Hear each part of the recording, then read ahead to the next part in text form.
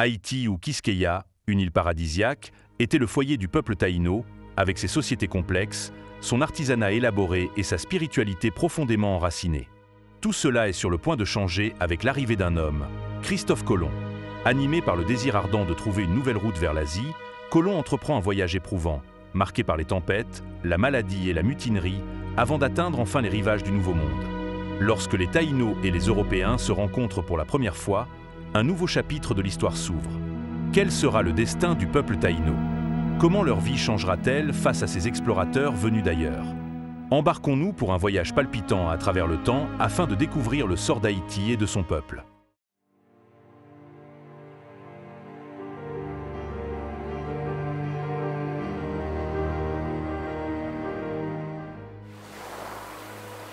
Les Européens ont débarqué sur le site de ce qui est aujourd'hui Môle-Saint-Nicolas, le 6 décembre 1492.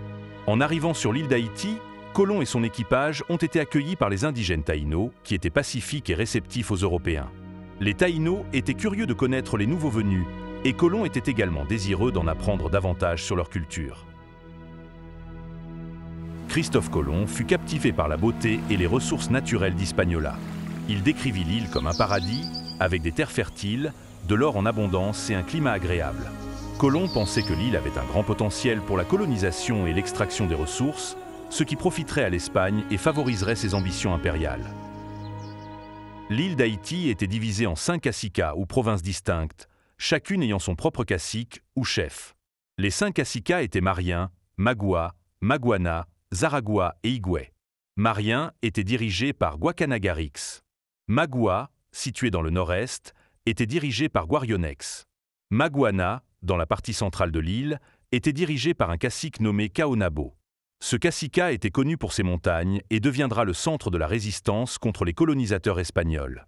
Zaragua était situé dans la partie sud-ouest de l'île et était dirigé par Boekio. Après la mort de Boekio à la fin des années 1490 ou au début des années 1500, probablement en raison de maladies ou de causes naturelles, Anacaona, sa sœur et épouse de Caonabo, deviendra sa successeur. Higüey se trouvait dans la partie est de l'île et était dirigé par un cacique nommé Kayakoa. Guacanagarix, qui régnait sur la région de Mariens, fut l'un des premiers dirigeants indigènes à rencontrer Christophe Colomb et son équipage à leur arrivée. Il était amical et coopératif. Durant la nuit de la veille de Noël, du 24 au 25 décembre 1492, alors qu'un mousse est seul à la barre de la Santa Maria, le navire s'échoue sur un récif. Le navire est perdu et seule l'aide des Indiens a permis de débarquer la plupart de la cargaison en urgence. Guacanagarix a offert son aide et a permis à Colomb d'établir la colonie de la Navidad sur son territoire, en utilisant les restes du navire comme matériaux de construction. Christophe Colomb dut se résoudre à laisser 39 hommes derrière lui. Il prit quelques indigènes en otage et poursuivit son exploration. Il continua à naviguer le long de la côte nord d'Hispaniola avec un seul navire jusqu'à ce qu'il rencontre Pinzon et la Pinta le 6 janvier 1493. Le 13 janvier 1493, Colomb fit son dernier arrêt de ce voyage dans le Nouveau Monde, dans la baie de Rincon, au nord-est d'Hispaniola. Là, il rencontra les Ciguayos, les seuls indigènes qui offrirent une résistance violente lors de ce voyage. Les Ciguayos refusèrent d'échanger le nombre d'arcs et de flèches que Colomb désirait. Lors de l'affrontement qui s'ensuivit, un Ciguayo fut poignardé aux fesses et un autre blessé par une flèche dans la poitrine. À cause de ces événements, Colomb nomma cette baie le Golfo de las Flechas, baie des flèches. Ensuite, il se dirigea vers l'Espagne. Après le départ de Colomb pour l'Espagne, laissant 39 hommes derrière lui à la colonie de la Navidad, la situation s'est rapidement détériorée.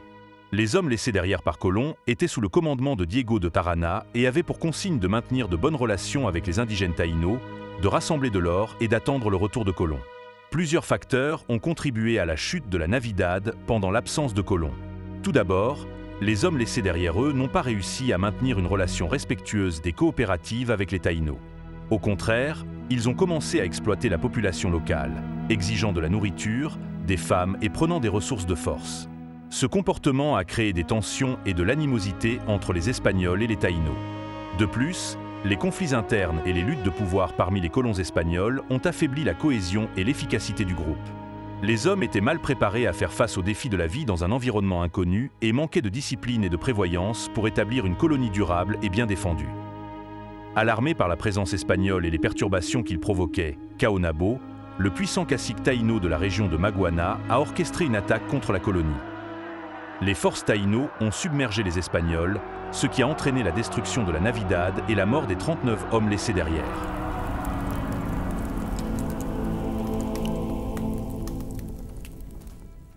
Lorsque Colomb est rentré en Espagne en mars 1493 après son premier voyage, il a été accueilli avec beaucoup d'enthousiasme et d'intérêt.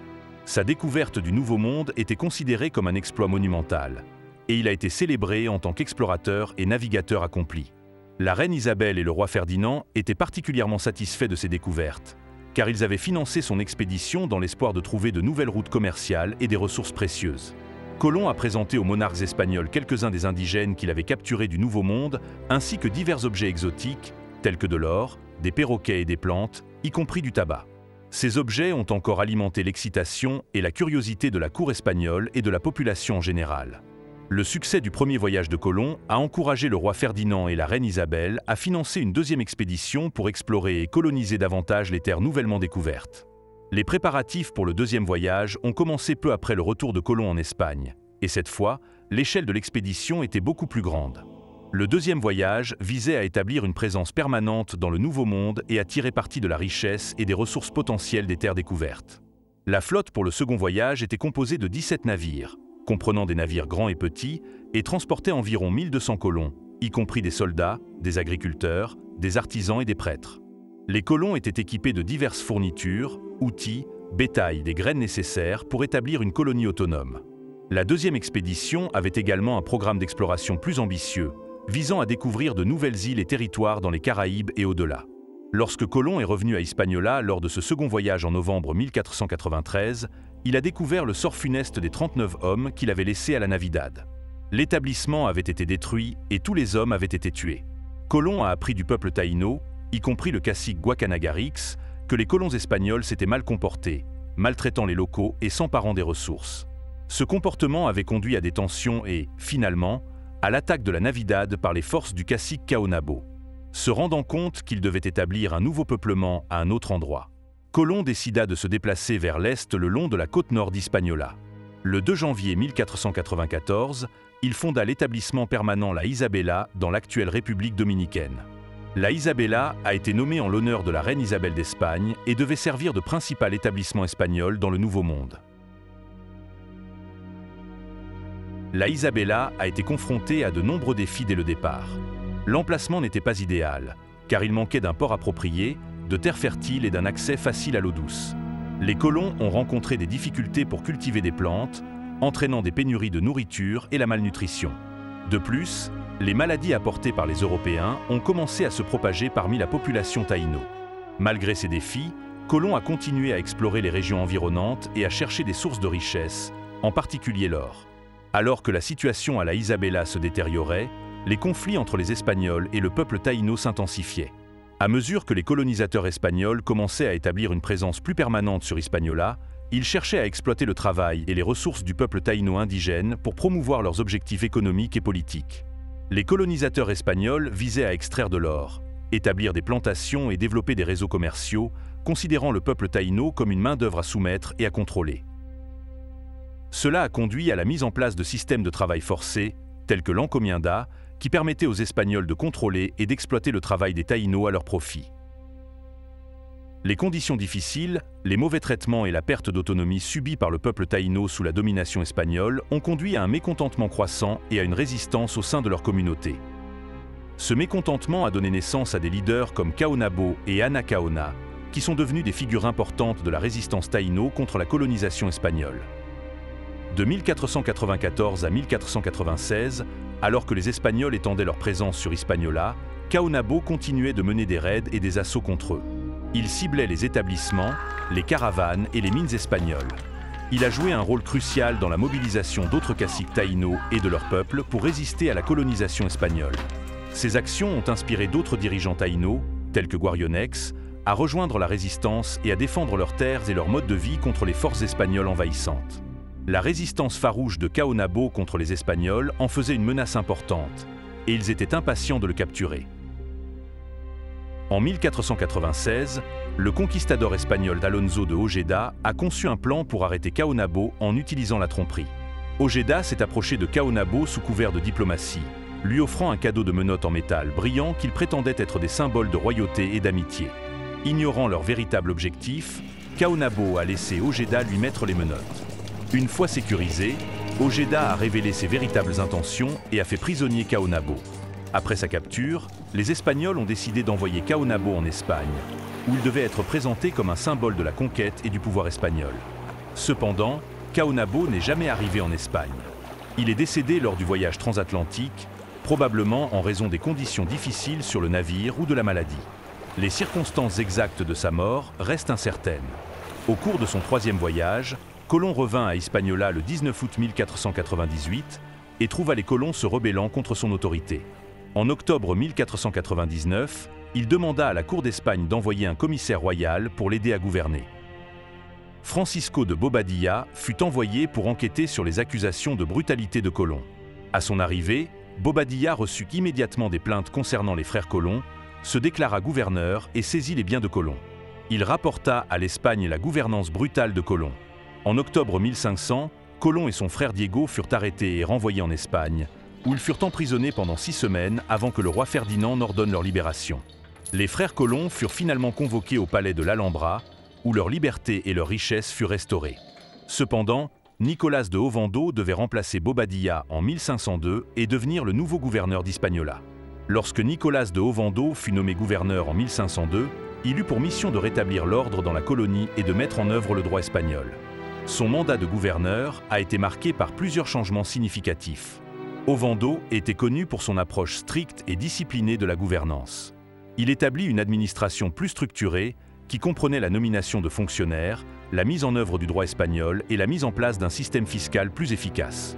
Il se concentra sur la consolidation de l'autorité espagnole sur l'île et la réorganisation de son administration pour mieux servir les intérêts de la couronne espagnole. Ovando a fondé plusieurs nouvelles villes et colonies sur Hispaniola, notamment Puerto Plata, Santiago et Concepción de la Vega. Ces colonies ont contribué à l'expansion du contrôle espagnol sur l'île et facilité l'extraction de ses ressources. Il a poursuivi les politiques sévères envers le peuple indigène taïno initié par Colomb. Le système d'encomienda, introduit par Colomb, a continué à exploiter les taïnos par l'esclavage. Le système d'encomienda accordait aux colons espagnols le droit d'exiger du travail et des tribus des peuples indigènes, entraînant leur mauvais traitement et leur abus généralisé. Après la mort de Caonabo, sa femme Ana Caona, la nouvelle cacica, chef de la région de Zaragua dans l'actuel Haïti, avait entretenu des relations diplomatiques avec les Espagnols dans le but de protéger son peuple et de maintenir la paix. Elle a même organisé un festin pour Bartolomeo Colón, le frère de Christophe Colomb, lors de sa visite à Zaragua en 1497. Malgré les ressentiments, Ana Caona a continué à dialoguer avec les autorités espagnoles de manière diplomatique, cherchant à établir des alliances et à négocier des conditions favorables pour son peuple. Cependant, sous le règne d'Ovando, la situation de son peuple s'est considérablement détériorée. De 1502 à 1503, alors que la colonisation espagnole s'intensifiait, elle s'est retrouvée confrontée à une pression croissante et à la trahison des autorités espagnoles. Elle s'est finalement tournée vers la résistance, organisant et soutenant des soulèvements contre la domination espagnole dans sa région. Ovando était déterminé à réprimer toute forme de résistance et considérait Ana Caona comme une menace significative pour le contrôle espagnol à Hispaniola. Il a conçu un plan pour la capturer sous le prétexte de la diplomatie.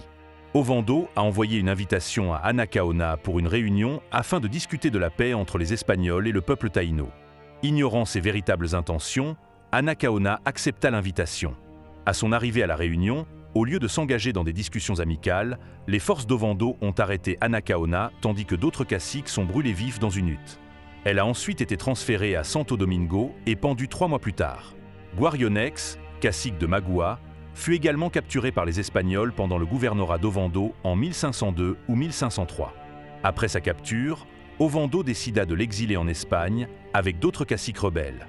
Alors qu'ils étaient transportés en Espagne, le navire transportant Guarionex et les autres dirigeants taïnos fut pris dans un ouragan et coula. Guarionex et les autres prisonniers moururent dans le naufrage. Guacanagarix, cacique de Marien, qui entretenait une relation amicale avec Colomb et les Espagnols, vit son influence décliner à mesure que la présence espagnole à Hispaniola augmentait et que les conflits entre les taïnos et les Espagnols s'intensifiaient. Les circonstances exactes et la date de sa mort restent inconnues. Il existe également peu d'informations sur Cayacoa, le cacique qui dirigeait la région de Higüey lors de l'arrivée de Christophe Colomb en 1492. Mais après son règne, Cotubanama émergea finalement comme un leader important dans la région de Higüey et mena une résistance contre les Espagnols. Mais tout comme les autres dirigeants taïnos, Cotubanama et sa famille furent capturés. Il sera emmené à Santo Domingo et pendu sur l'ordre du gouverneur Nicolas de Ovando en 1504. Le peuple taïno fut soumis à des conditions difficiles sous le système de l'encomienda, au travail forcé et à l'exposition à de nouvelles maladies apportées par les Européens. En conséquence, leur population a considérablement diminué, entraînant une grave pénurie de main-d'œuvre. Les colonisateurs espagnols cherchaient à exploiter les ressources d'Hispaniola, en particulier leur présence dans les rivières et les mines de l'île. Ils avaient besoin d'une main-d'œuvre importante pour extraire ces ressources. De plus, les Espagnols ont introduit des cultures de rente, telles que la canne à sucre, qui nécessitaient un grand nombre de travailleurs pour cultiver, récolter et transformer. La population indigène ne pouvait pas répondre à cette demande en raison de leur nombre en déclin, ce qui a amené les Espagnols à chercher une source de main-d'œuvre alternative. Ils se tournent vers l'Afrique.